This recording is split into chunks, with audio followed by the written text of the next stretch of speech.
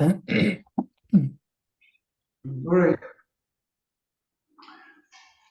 So today we have a pre-defense of Raphael Fesler, who is a permanent member of our seminar and a former member of our laboratory.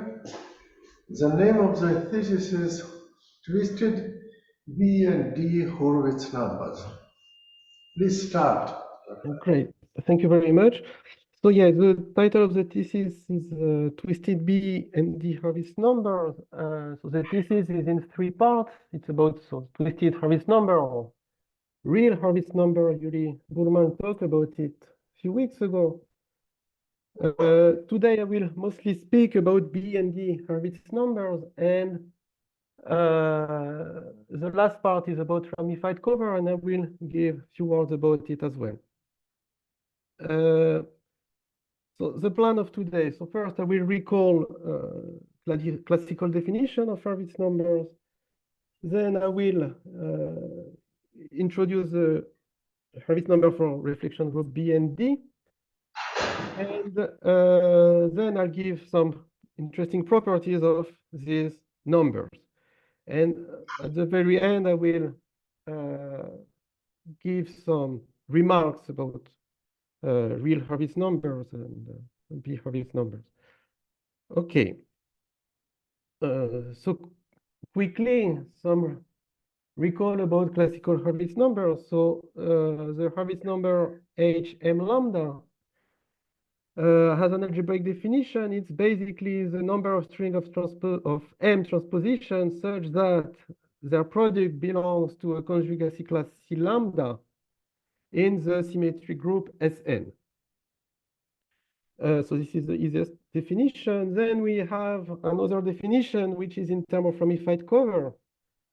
So Hurwitz number counts the number of non-isomorphic ramified covering of the sphere with M simple critical values and one extra critical values, usually we say over infinity, which has ramification profile lambda.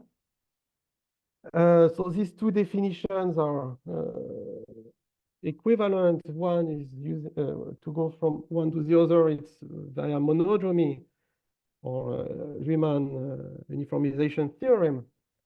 Then there is a very deep connection to between Hurwitz numbers and the cohomology of moduli space of stable curves. So I won't go into detail for this, but mainly it's the ELSV formula. Then there is a new definition which was introduced by Yuri Borman and myself, and I will speak a little bit more about it later. Hurwitz number Hm lambda actually is a set of decomposition into M non-twisted ribbons and N disks of surface having boundary of S component with lambda 1, lambda 2, lambda S vertices, where lambda 1 and so on is a partition from the partition lambda. Then we have, so if we introduce some generating function for the Hurwitz number H, beta, and the P1, P2, and so on variables, we have that the generating function satisfies this differential equation, which is usually called the Cut-Engine equation. As a result, we get that actually the generating function can be expressed in terms of Schur polynomials, and there's some work one can realize that the Cut-Engine belongs to a group of symmetry of GL infinity hat. In another language, we have that the generating function for classical Hurwitz number is a solution of the KP hierarchy. Okay, so all these results are classical today. Now I will speak about something new. So the Hurwitz number for the reflection groups B and D. So in order to put some context, we have that the Bn, what we call Bn, is the finite reflection group of rank n with the mirrors xi minus xj equals 0, xi plus xj equals 0, and xi equals 0. So these are all the hyperplane, and we have some corresponding reflection which are Sij plus, Sij minus, and Li. So these two are for the first mirror, and this one is for the last mirror. And we have that the group Dn is generated on by the Sij. Yes? In this terminology, ordinary Hurwitz numbers are associated to the group AN. Yeah, an minus 1 usually, because it's Sn, so you go to an minus 1. But yes, yeah, it's you just generalize basically. Yeah. Yeah, Correct. but the mirrors are just xi minus xj. Yeah. Okay. Now some proposition which is not very complicated. You take the following involution without fixed point. And we have that actually we can embed Bn into S to N. We will send the reflection Sij plus to Ij, I plus N, J plus N, Sij minus to Ij plus N, I plus N, J, and the last reflection just to I plus N. And we get that the embedding of Bn is actually just the normalizer of tau. In addition, the group Dn is actually the normalizer of tau with the group of intersection with the group of even permutation. Okay, now we have some, yes. So, in particular, the reflections S are here even. Yeah. Yeah, correct.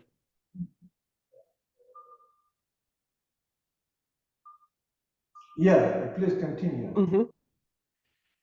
Okay, now there is a very simple lemma, but which is actually quite central for all the rest. We have something very nice. So any element which belongs to the normalizer of tau has cycle with the following structure. Either the cycle come in pair, so we will have something like I1, I2, IM, and it comes with another cycle, which will be tau of I1, tau of I2, tau of IM. So either it comes in pair, or it comes as, or the cycle comes in as a cycle of even length, which is tau invariant, which means that we will have something like I1, IM, tau of I1, tau of IM. Now a quick remark for the people who listened to the talk of Yuri Burman a week ago or something like this. What we were looking, the cycles that were studied were something like I1, IM, tau of IM, tau of I1. So this is just a remark, but today we are interested in stuff like this. Okay, now we will define the set S lambda mu, which are the element of Bn such that we will have alpha cycle with structure lambda 1, lambda s. So that means we will have one cycle I1, I lambda 1, tau of I1, tau of lambda 1, and so on, J1, J lambda s, tau of J1, tau of J lambda s. And beta cycle, so this will be something like A1, A beta 1, tau of A1, tau of A beta 1, and so on. Sorry, it's not beta, it's mu. And this for all the mu's of the partition. So the beta cycles always have even length, and alpha pairs, well, always come in pair. So now we have a theorem, which or proposition, which is quite old. It's from the 70s. It was found by Carter. So it was done in another language, but it's quite, you can translate it quite easily. The C lambda mu that are defined here are actually exactly the conjugacy class in Bn. So C mu's are exactly the conjugacy class of Bn. In the end, the situation is a little bit different. There is something quite interesting happening. So in the case where mu is not empty and mu has to have all its, the number of parts of mu has to be even, this is a conjugacy class. In the case mu is empty, and if one of the parts of lambda is odd, this is a conjugacy class. And here is the interesting thing, we have a splitting. So if you have something like 2 lambda 1, 2 lambda s, so any lambda is even, then it will split into 2 conjugacy classes. And these are exactly the conjugacy class of C lambda. Okay, now that we have conjugacy class and their definition, we can start to define Hurwitz number. So we are interested in reflection Rij. So reflection Rij are the Ij, I plus n, G plus n, or I, G plus n, I plus n, G. Yeah. These are form S plus and S minus. Yeah. Yeah, it's well, or you can see as Ij 2 of I 2 of j. It's modulo 2n of the time. It's a product of 2 transpositions, which is basically this is what we, when you send the reflection, we sent it to this product of transposition at the very beginning. Okay, so anyway, this reflection Ij I plus n and Ij plus n I plus nj, they form a conjugacy class, which in our notation is C21, 1 and I minus 2. There is a slash empty set. And there is another conjugacy class, which is the I plus n, which is this one. So we have these 2 conjugacy class, and actually we define Hurwitz number using these elements. So now the definition of Hurwitz numbers.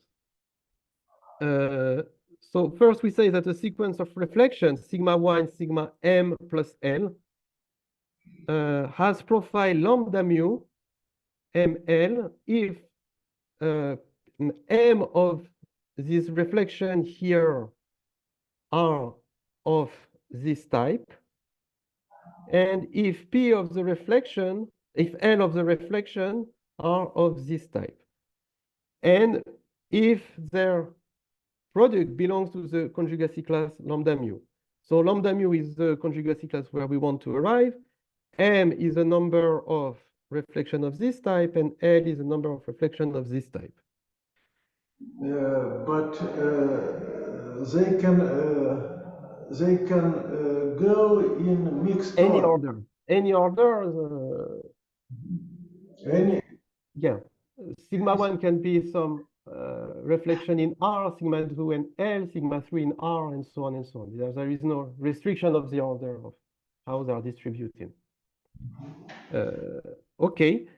And then we define the B Hurwitz number as 1 over n factorial of the number of these sequences of profile lambda mu ml. So all the information is here. And for the group Dn, given that we do not have this kind of reflection, this is basically the B Hurwitz numbers without L, but we have some splitting in the class here, but it's not very critical.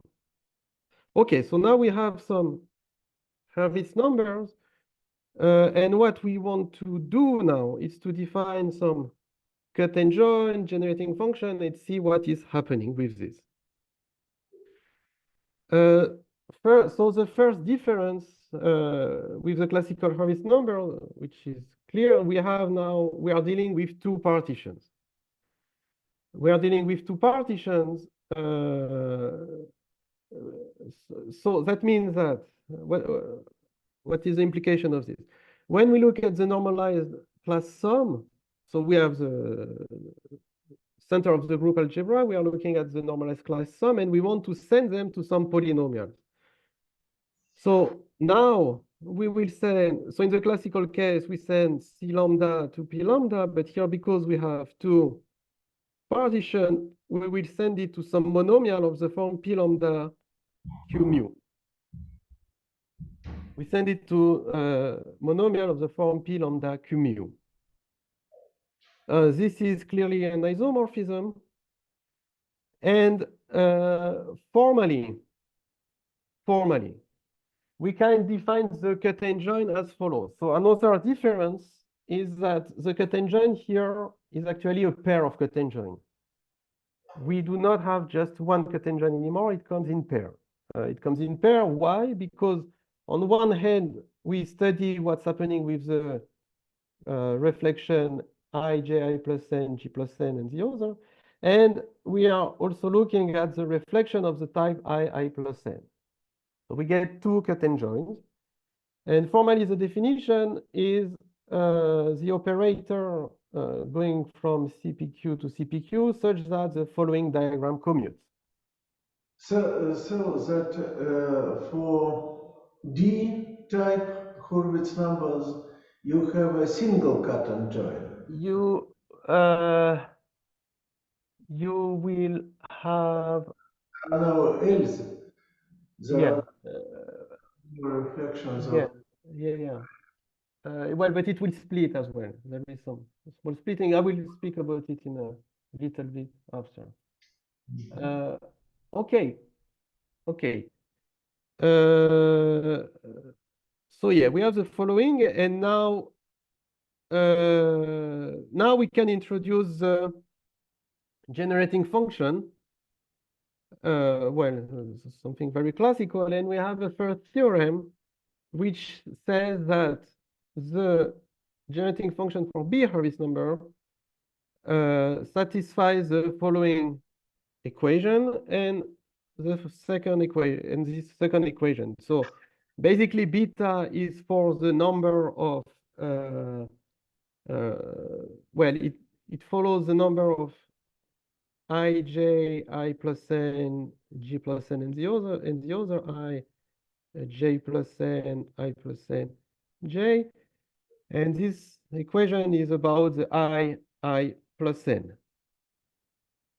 Okay, so these two operator commute, so we can express the generating function in terms of exponential.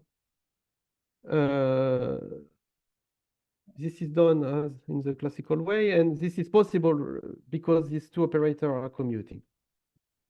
Sorry, how do you define operators CJ1 and CJ2? Okay, CJ1. So we take first T1. So you go from the center of the group algebra CBN, and to this you multiply by all the possible reflection IJ, I plus N, G plus N, I plus NJ, IJ plus N. This is, and then you look at the operator CG1 such that this diagram commutes. Yeah? Yeah, clear. And the second one is for I plus N. Okay. Excuse me, in the definition of T, it should be the indices vary from 1 to 2n or to just to n? So it goes from 1 to 2n, but then we divide by 2 because you'll get twice the same reflection at some point. All the indices are considered modulo 2n. Yeah, modular, yeah.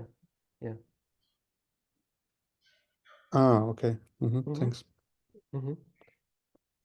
Okay, now that we have defined it formally, we would like some explicit formula. So the explicit formula is as follows. So we have several. So for the first cut and join, so for CG1, we actually have 6 cases. So we have 4 here and 2 more here. And for the second cut and join, we have just these 2 cases here. So let me give you a concrete example of what's happening.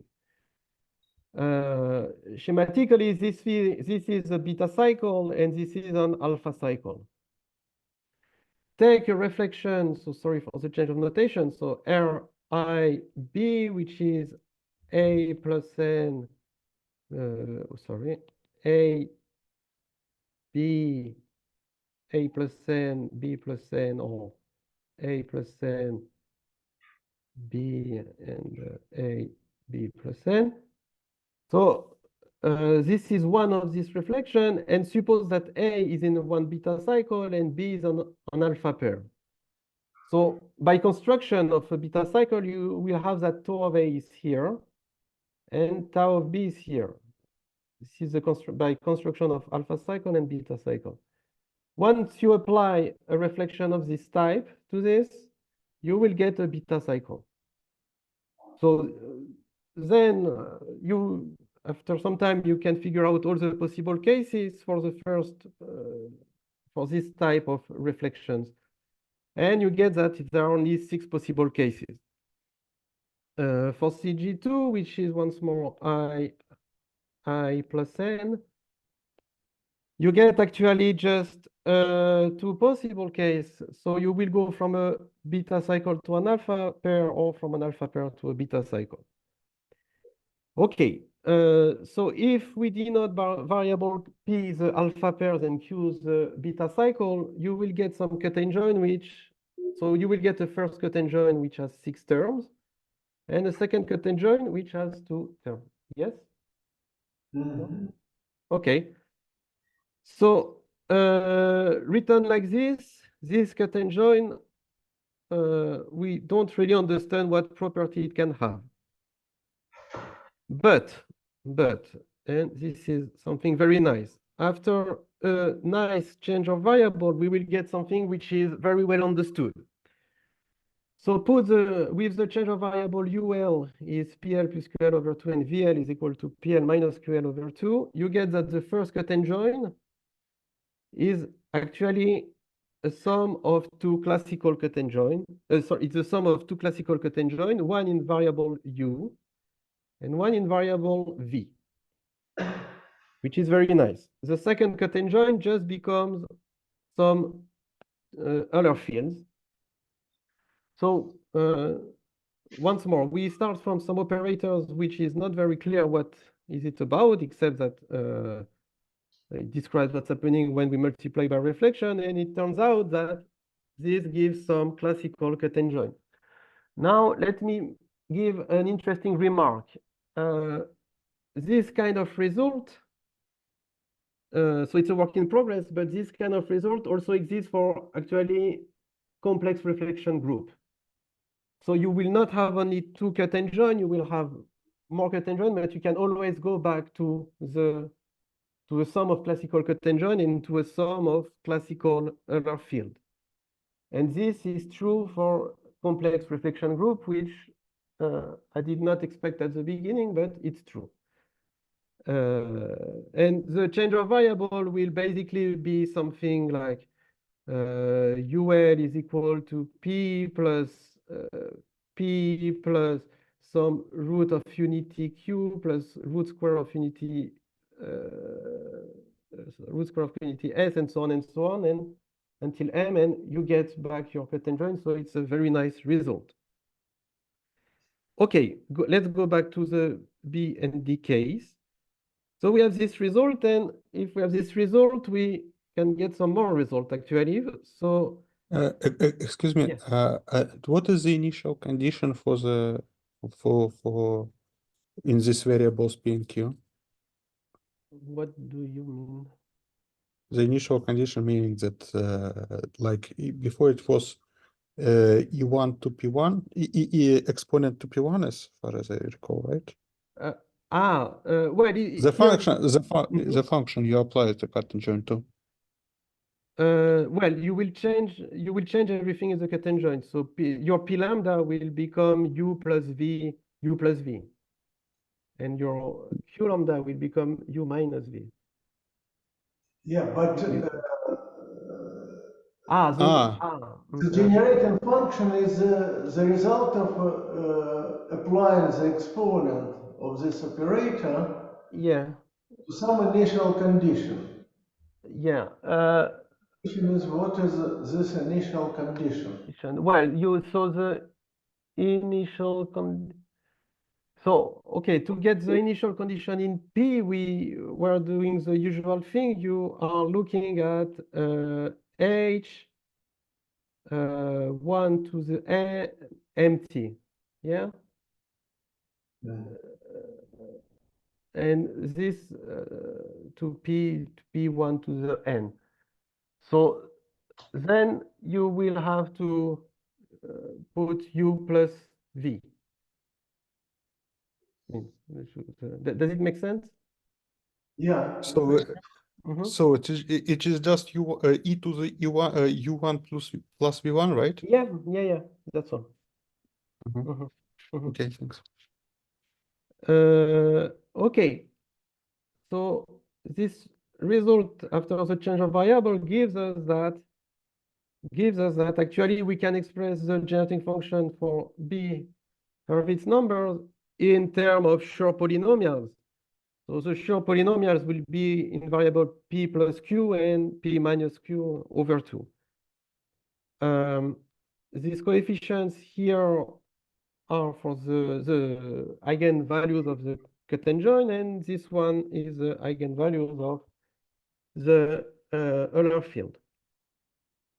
Okay, now we have some interesting results. So first a remark, we can focus on the B Hurwitz number with no L because of the without the L parameter because of the second cotangent, which is the Euler field. You can just decrease the number of L. So you will get some complicated coefficient. So this is some complicated coefficient, H, M, L something, lambda mu. But you can just focus to HM0. And one wants to, and it's possible actually to express this Hurwitz number in terms of classical Hurwitz numbers. So, well, you have some notation. Psi of C is a partition. This is the sum of all the elements, and you denote by FRPQ the coefficient at XR of the polynomial 1 plus x to the power P, 1 minus x to the power Q. Here are some more notation, but all this to say that this Hurwitz number for the reflection group B is expressed in a quadratic term of the classical Hurwitz numbers. Here are classical Hurwitz number for some partition here and here. So this result can be interesting if one. Sorry, Raphael. Yeah. Whether this formula is a corollary of the fact that each of the two cut and join operators splits into Classical cotangent. Yes, this comes from. You can look it from here actually also. This is exactly because it splits. Yeah, so what I wanted to say is this formula might be useful if one wants to look at some topological recursion or some more thing like intersection theory and all these things. So this is a quite nice thing. Another result which we get through the splitting. So this proposition, I won't go into details, but because you can express it in terms of classical cotangent, you can just look at the tensor product of Fock spaces, and the B cotangent can be expressed in the tensor product of Fock spaces. Now, a theorem which is quite strong, we have that the generating function is actually a two-parameter family of K-P tau functions. and it's independent in U and V, which is pretty nice. And for the D geometry function for the D Hurwitz number, because you don't have gamma, it's a one parameter family. So this is also some quite nice result. And I will do one more remark about the complex reflection group. You also have some similar result, but with more parameters. Yeah. Okay. Okay, so now let me go back to the cut and join, but for the D case. For the D case. So we have one conjugacy class, which is so the conjugacy class, yeah, where mu is different from empty set, or if mu is an empty set, lambda has at least one odd part. And you have this C lambda mu when everything is even in lambda. And you have that the center group algebra of Dn, when n is odd, it's just Vn plus, which is defined here. And when n is odd, you will have this splitting that I was talking earlier, and you have this B lambda. So now any element in B lambda has even, so this partition in B lambda, it's something like lambda is 2, oops, lambda is 2 lambda 1, 2 lambda 2, and so on. So everything is even, so you can send B lambdas to P lambda 1 over 2, and so on, P lambda s over 2. Now what do we have? We will have that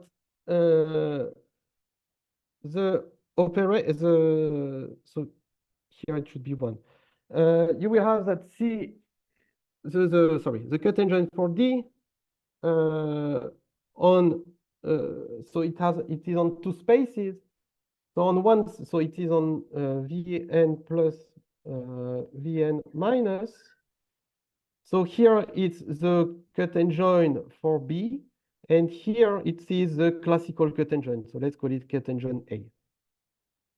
So because of the splitting of the conjugacy classes, you get some more splitting for Dn. Okay. Okay.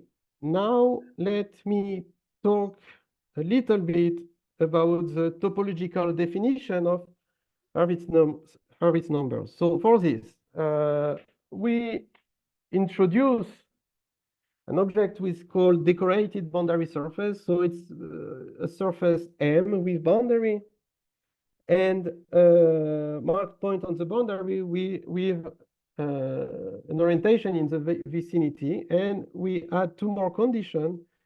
We do not allow any connected component of M to not have boundaries. So for example, a sphere will not be allowed, and every boundary component has at least one mark point, always. Then you can define some equivalence classes.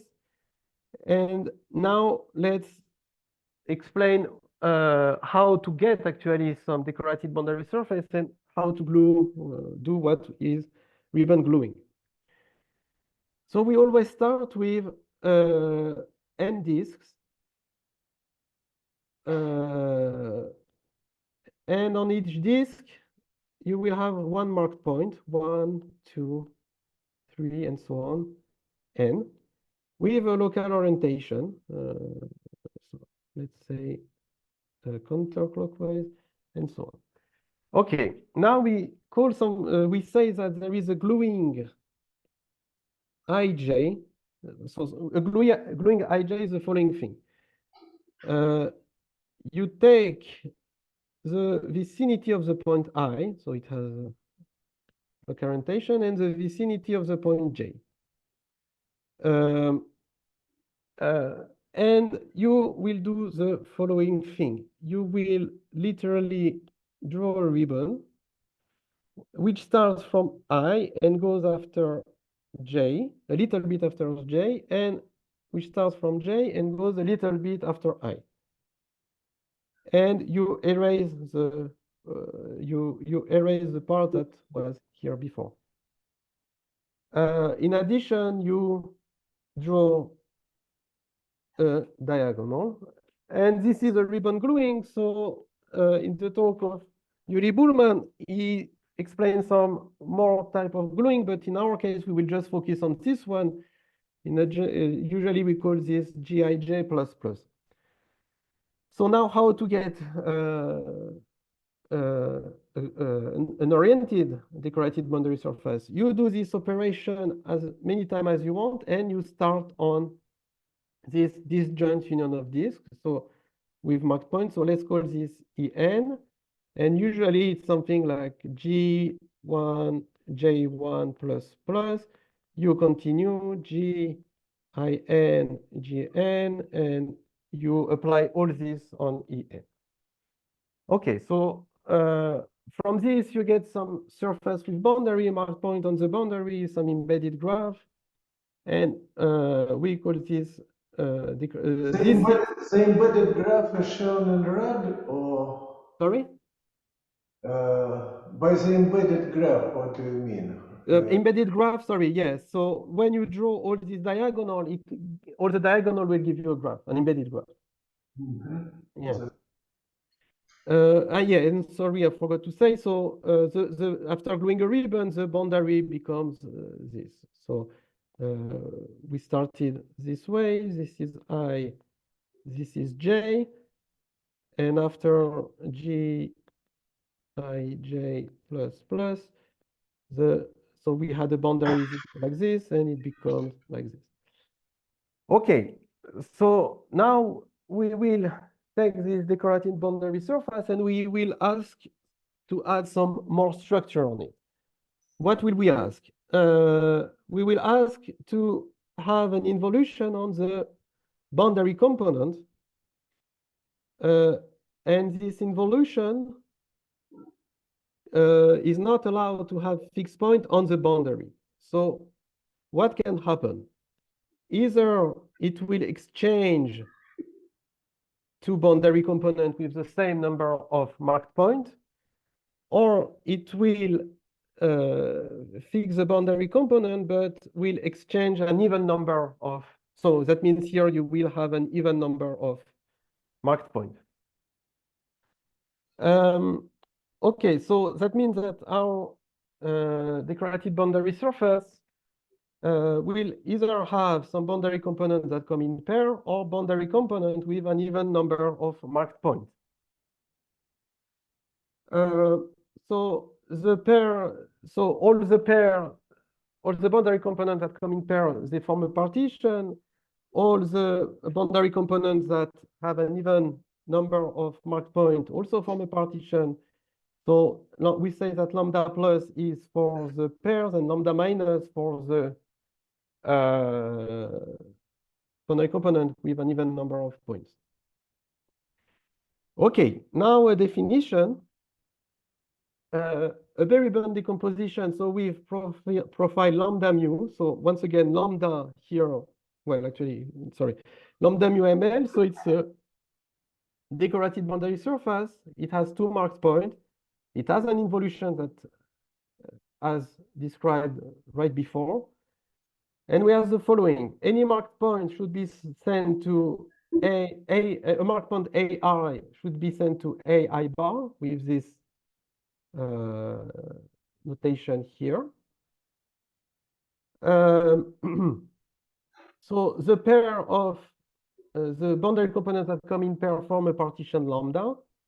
The boundary components that have an even number of marked points form a partition mu. So then we ask tau to either exchange ribbon or it can fix ribbon. So this is proposition 3.3 and 4. So either it will fix a ribbon rho k, or it will send it to the next ribbon or to the previous one, depending. And the fixed points are exactly the points that are fixed, the point on the ribbons that are fixed. Okay, now that this definition is given, we can, as usual, have some equivalence class, and we have the following theorem, which says that the string of the sequence of reflections with profile lambda mu ml are actually in one-to-one correspondence with the decorated boundary surface with this profile, and which are B-ribbon decomposition. Okay, so this is the topological definition for Hurwitz B-Hurwitz numbers. If one wants to define D Hurwitz numbers, what you do is you just you will not have some ribbon row K's that are fixed, and you ask, yeah. Mm-hmm. Okay. Now the last definition. So here it's a conjecture, but let's put it this way. I'm 99% sure it's true. We want to relate the Hurwitz number for group B and D to a ramified cover. So take a composition of ramified cover. So you have a map P of degree 2, a ramified cover of degree 2, ramified cover of degree n. You ask F to have M simple critical points and L and P to have L simple critical points, and you have the point over infinity. Now let's have, so the picture to have in mind. You have the sphere and you have a ramified cover F, which has some critical points, which are here. By P, once you look at P, this critical point will become a pair of critical points. Yeah? Same here. Now P also have its own critical points. So the degree of P is 2. It's the degree of P is 2, yes. And the degree of F is n, say. Mm-hmm. Yeah. Then you, for P will also have its own critical point this way. Now, because the degree of P is 2, you have an involution on H. The involution of H, what does it do? It will, so the critical point of F, in H will become a pair of critical points for the composition. So it will be exchanged by the involution T. The critical point of P will become a fixed point of T. And we have some extra complicated critical value infinity. And what is happening for it? So here it will become critical point of F. And once you look at it in H, it will be exchanged by T. And there is another part which, once you look it in H, it will be fixed by T, and the ramification profile will have something like 2 mu1, 2 mu2, and so on. Okay, so this is a picture to have in mind. So, well, this is what I just explained. Then, well, so now we need to define some equivalence classes. So you have some, so you say that these two maps are equivalent if you have some biholomorphism phi1, phi2, and that make everything commute here. And now here is the conjecture. So you take two partition lambda and mu. Yes, sorry, I forgot an important detail. So here, over infinity, you will have some partition lambda 1. So what is exchanged by 2? Lambda 1, and so on, lambda s. And here you have something which is fixed by t, which is 2 mu1, 2 mu2, and so on. So you fix lambda and mu such that the sum of all their element is equal to n. Then there is a one-to-one correspondence between equivalences class of B-ramified covering of profile lambda mu ml and B-ribbon decomposition of same profile or string of reflection with this profile. So now two more remarks. The first one, if you're interested just in the D case, that means you will not have fixed point. And what does it mean? That means that you're interested in ramified covering with involution, but here it's holomorphic involution and orientation preserving.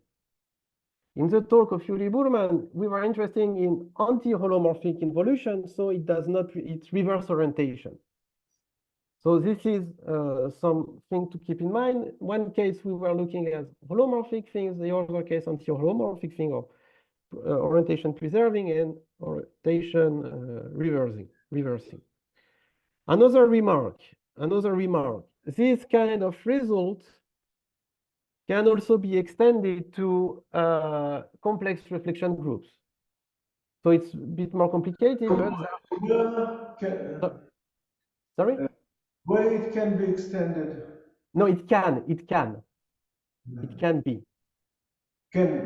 It can be. So the difference here, you will not have two partitions, but an amount of partitions here you will have, and you will have more parameters. But everything can be done. It just has more work, and this will, once it's done, this will just be actually a special case, to say so. Okay, so well, this is mostly what I wanted to talk about today, mostly. So here, this is basically a big sum up of all what we talked about. So one still big question, which is worth thinking about, is about the ELSB formula. Is there some analogs of it? It sounds possible because you can express this number in terms of classical Hurwitz number, so probably there is something to do there. Yeah, and well, that's mostly it. I also said that the interesting difference is if you look at D, so the D Hurwitz number, so if you don't take the fixed points, it's somehow close to, it's somehow the opposite thing to the anti-holomorphic case. Here we are already studying holomorphic situation, which is orientation preserving. And well, that's it for today. I said what I wanted to say. Thank you, Raphael. Questions, please. Questions, comments from the audience? I have several questions. Please return to the theorem asserting that it is a two-parameter family of tau functions. Yes.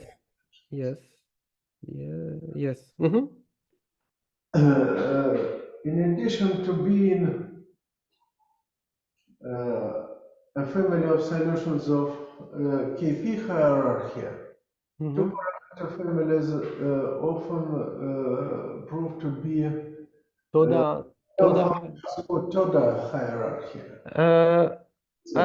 I tried to look at it. Looks like it is not. Because usually something to be Toda solution, it's something like S lambda P S, but with the same partition, S lambda P prime. You Yeah. should have the same partition. Here we have two different partitions. So at the moment I didn't. Different partitions. Yeah. Mm-hmm. Mm-hmm. Yeah. What is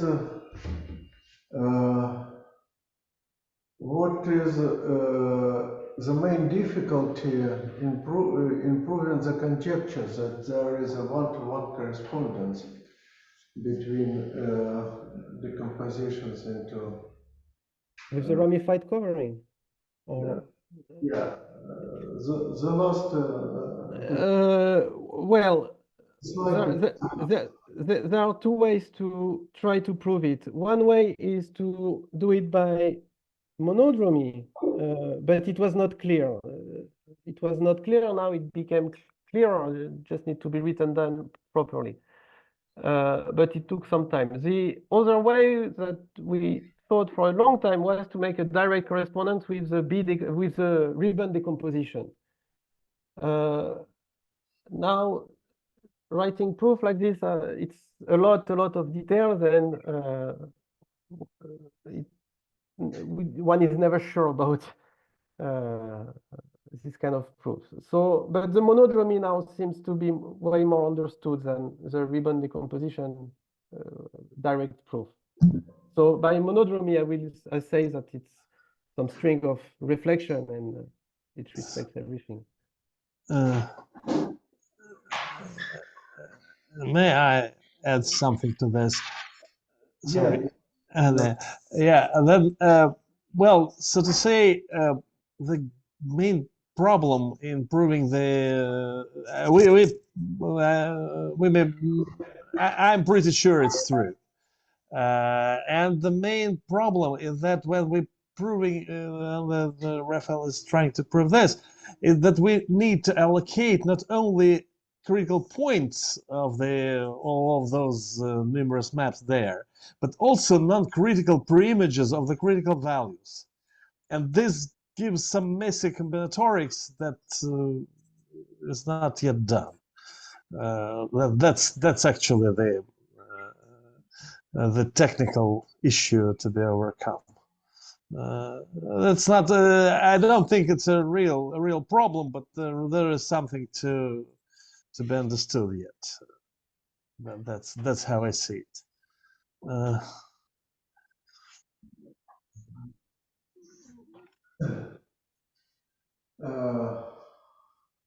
Can I also add something? Mm-hmm.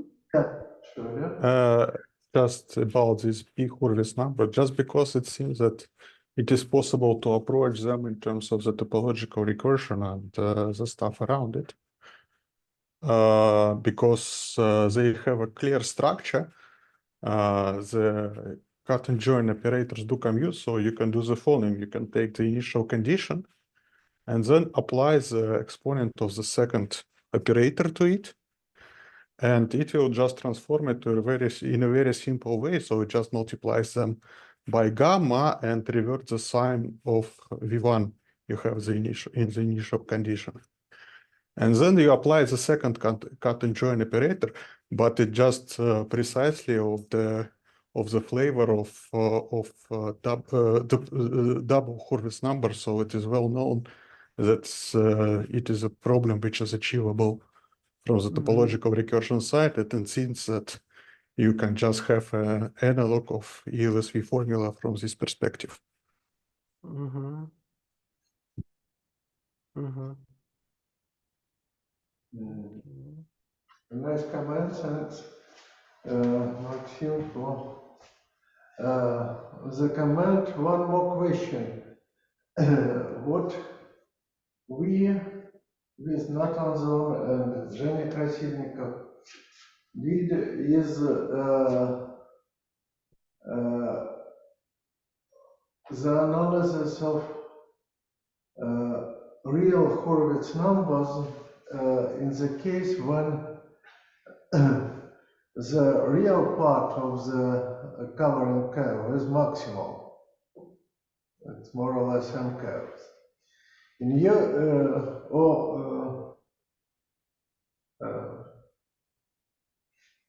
Yeah, in your situation, the real part is empty. Do you have any ideas what is in between these two situations?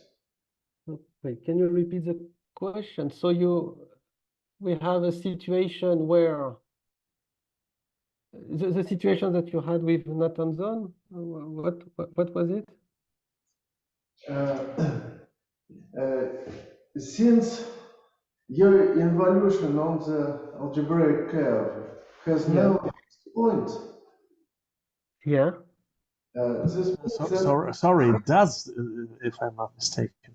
So it's in the D case. If In the D case it case, doesn't, in but the D case, it does not. Yeah. case, yeah, Yeah. it is empty. So B case covers a more general situation, yeah. Yeah. Yeah. I'm just trying to understand whether it includes the results we obtained with Nathan-Zon and separately Zhenya Krasильnikov for real Hurwitz numbers. But wait, for real Hurwitz numbers, usually you need an involution, which is orientation reversing. Yeah, Here it's not. Here the involution is orientation preserving. It's a different different type of involution here. yeah, it's true. Uh-huh. It's true. Orientation preserving. Yeah. Okay. If there are no questions and comments, let me also comment on the form of presentation. Mhm. The form is generally good, but when you will present your for your defense, for the defense of your thesis, Mhm. it will be necessary to specify the authors and the years of the theorem you are mentioning. Okay. In Mhm. all cases, whether theorems belong to other people at a different time or these are theorems. Okay. Mhm. Yeah. Okay, then thanks to everybody. Thank you very much.